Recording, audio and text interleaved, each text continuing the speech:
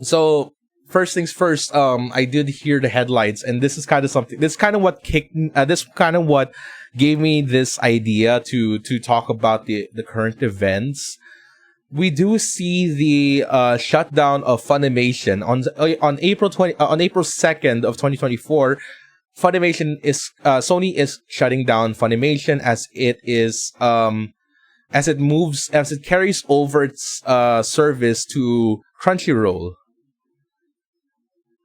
I think we've heard the news already that there was an acquisition on Funimation teaming up with Crunchyroll, but apparently there's something a little more sinister than that we've actually should have seen coming, considering what we've seen from the past few weeks from Sony, past few months from Sony rather. So here we go. Like, Funimation is closing on April 2nd. I keep saying 22nd, but again, for clarification, Funimation is officially closing on April 2nd. It will merge with Crunchyroll, okay? But here's the dumb part. Funimation subscribers will lose access to any purchased digital copies. And it even gets worse. The price of annual Crunchyroll subscriptions will be increasing by 82% next year. An annual Crunchyroll subscription is $54.95 right now. If the math is correct, we're looking at $99.99, $100 a year to access anime, because they're the only anime streamer in town right now. Isn't Monopoly fun? So Sony purchased Funimation for $1.175 billion in 2021, 3 years ago, and now they're moving out that content into Crunchyroll now, and Crunchyroll, being the only player in town, decides, hey, we can decide to fuck everyone up by increasing our prices by almost double what your current annual subscription costs. What the actual F is happening? Sony, this is not even the first time that they did it. You know, like what? Few months ago, they did something where, okay, okay, maybe there we go. I figured, this is so Crunchyroll is doubling its subscription, and Funimation. The stupid part, I really feel, and it's been a common thing that Sony's been doing since for quite a few months now, shuttering out digital content. Okay, it's in the terms and conditions, but you know that it kind of feels like bad faith if you're going to say, hey, since you already paid for the service and you're only agreed to to access it on a license, we have the right to take away your content even though you paid for it legally.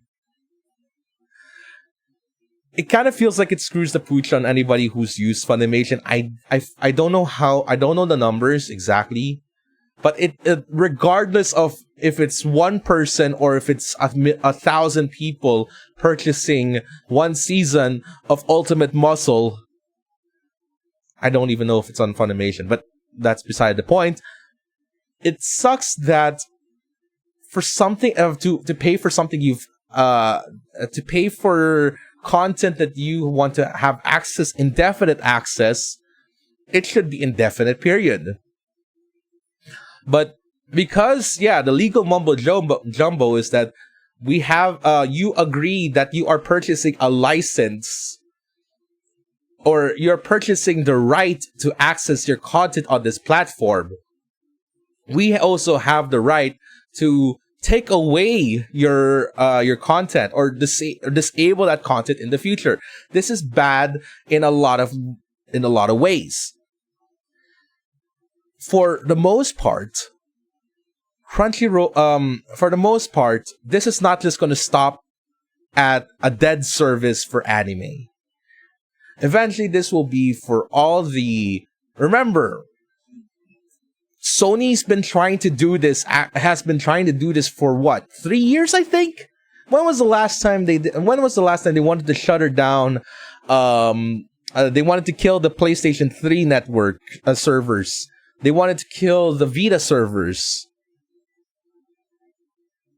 And so that means that eventually, if you want to re-download this item, if your PS3 or your Vita is still working, you're shit out of luck because Sony wanted to do that, and that's why people made so much noise, and that's why right now PS3 servers are still alive.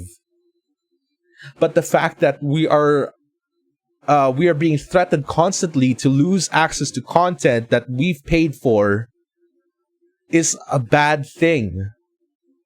It doesn't stop at Funimation. It doesn't stop at Sony Pictures, at the movies and TV shows we purchased on the Sony PlayStation Network. It's going to eventually end up on the very games that you've paid for. This is not speculation. This is something that's bound to happen. With the pattern that they've been doing, that Funimation has been doing, this is really bad for a lot of people who have already been relying on digital, on non-physical media. I don't know, like, there have been talks about, Valve wanting to, have an exit plan if ever the time comes that they have to shut down Steam. But they also, but I don't know if that plan has changed since then. They said that there was an idea that they want to, release the CD keys to paying customers, so that if they want to back up all their entire library, they can do so and play those without any more repercussions. That was something that Gaben and Valve wanted to do, have mentioned to do. I don't know how much of it. This is just something that I remembered in memory, so do correct me if I am wrong. But it's also becoming more evident that that physical media is dying, and it's sad that it is. I feel like I'm also responsible. A lot of us are responsible for it because digital has become so convenient, so cost effective for people to purchase without having to leave their houses, without having to pay a crap ton of money for a disc, for a piece of plastic that can eventually rot in 20 years. But that also means that we become more evident that we want that companies have these companies that provide these digital services want to make it already have the advantage on their head, that have it dangling on their head, that we can charge whatever we want now. We can take away the content that we deem unfit anymore for consumption, which is not exactly good for games preservation. Games preservation is already at a really difficult time, say for piracy. Like for most people, you can easily pirate a ROM, and that's why I feel like piracy is morally good at the moment. Okay? Piracy has become that bastion of preservation because eventually we will not be able to own the games that we once bought. We will not be able to access any more of these games. We will not be able to access any more of these shows. I want to watch Harley Quinn, for example. I want to watch the Harley Quinn show on Max. I want to watch what's that other one? Fired on Mars. People have been talking good things about Fired on Mars, and maybe I feel like I may be behind the times, but those are on Max. Being in the Philippines, we only have HBO Go, which is, I'm pretty sure it's a dead service everywhere else for a lot of places, but for Southeast Asia, HBO Go is still active, it's still alive, it's still thriving for a lot of these users.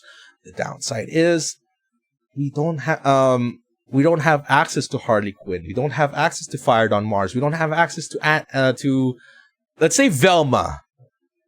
God forbid Velma be accessed, but it's still not. You can't get it here. That's not like if I want to access these shows, I have to pirate it. And it's not a good look for a lot of people, but this is the sad reality. Unless I have to go through hoops, purchase a VPN, then I purchase a subscription using a card that accepts my my payment method. There's so many hoops to do that, and that's why it becomes more difficult for people to like, because technically you're still breaking terms of service. You're still at risk of violation. That's why you're still like it becomes evidently okay that I should be pirating your content, because you won't give it to me for a reasonable price. You won't give it to me within reasonable means. Within reasonable means. Well, and if you don't want your content pirated, you make it accessible, you make it affordable, you make it ideal for people. You give them a reason to purchase your content, to subscribe to your platform. And by locking people out, that becomes very evident that you really do not care about fans. You do not care about people that you want to, that you feel like you want to maximize your reach. That's why I really don't like the whole region locking thing, the geo restrictions implemented by a lot of these companies. Even more so that Sony themselves, PlayStation, a platform that is very popular in the Philippines, there is no existing shop for it. Same goes for Nintendo. That there is no legal shop technically. I can go on Singapore, I can go to the US to create an account for that. But there are also stories I've heard from PlayStation users that get locked out of their account, whether it be because they were hacked or there were fraudulent transactions. They cannot be helped because they've already violated those terms because they were not in the US. We're basically shit out of luck if the content that we pay for can be taken away from us, regardless of how much money we've spent on it, how much time we've invested on it.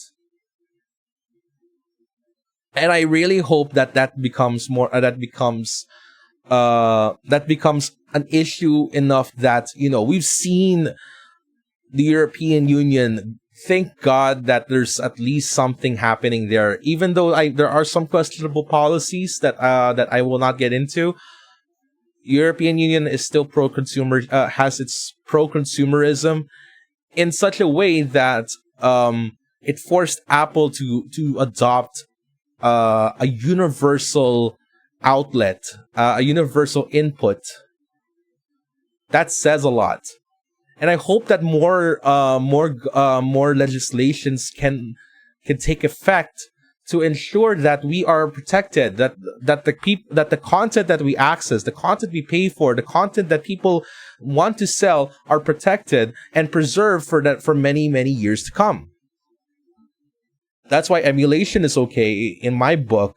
That's why piracy is okay in my book, because when the day comes that the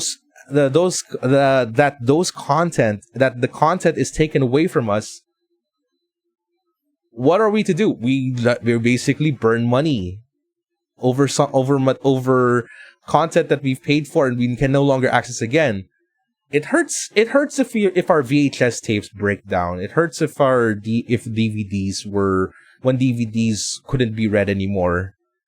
It hurts more so that a piece of content virtually future-proof on paper can be taken just because the platform cannot support it anymore for a myriad of reasons. Outdated hardware,